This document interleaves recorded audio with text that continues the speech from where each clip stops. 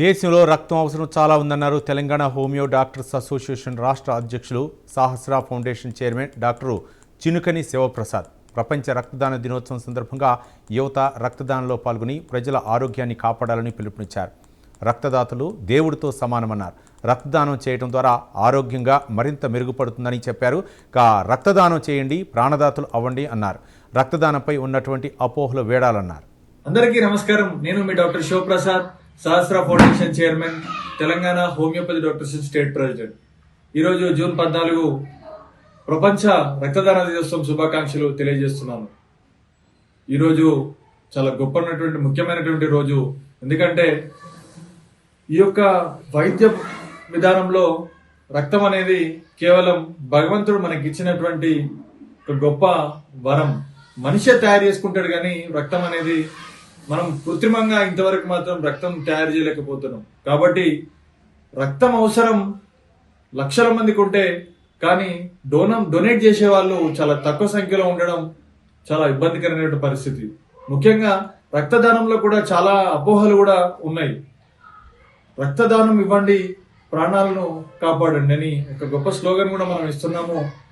ఎందుకంటే చాలా మంది కూడా రక్తం అవసరం అనేది అనివార్యం అవుతున్నది. అది క్యాన్సర్ పీపుల్ కానీ, యాక్సిడెంట్ అయితే ఎవరైతే రోడ్ ట్రాఫిక్ యాక్సిడెంట్ లో రక్తం పోతుందో వాళ్ళకి కూడా అవసరం పడుతున్నది.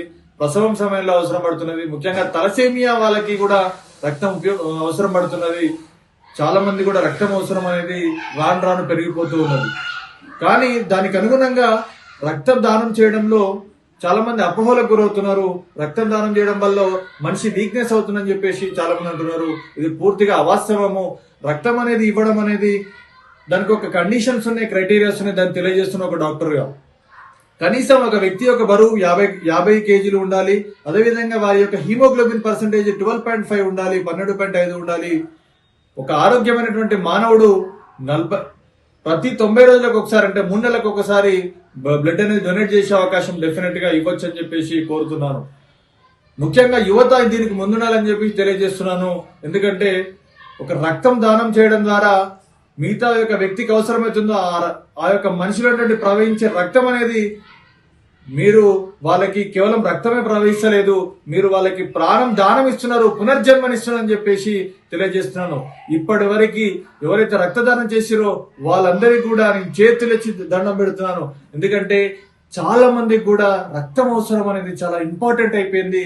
వారి యొక్క ప్రాణాలను కాపాడడం అనేది రక్తదానం ద్వారానే అవుతున్నది. కాబట్టి దయచేసి ముఖ్యంగా అందరికి కూడా కోరుతున్నాను, ముఖ్యంగా యువత కూడా కోరుతున్నాను, సమయం సందర్భం వచ్చినప్పుడు, మీ యొక్క బర్త్డేలు వచ్చినప్పుడు, మీ యొక్క పెళ్లి రోజులు వచ్చినప్పుడు, మీరేదైతే ముఖ్యమైన ఏదైతే అనుకుంటారో మీరు కేవలం విలాసవంతాలకు పోకుండా దయచేసి మీరందరూ కూడా బ్లడ్ డొనేషన్ క్యాంప్స్ కానీ, అదేవిధంగా ఏదైతే ఉంటే బ్లడ్ సంబంధించినటువంటి ఆఫీసెస్ కానీ వెళ్ళి మీరు దయచేసి రక్తదానం చేయడం చెప్పేసి మరీ కూడా యూత్కి పిలుపునిస్తున్నాను.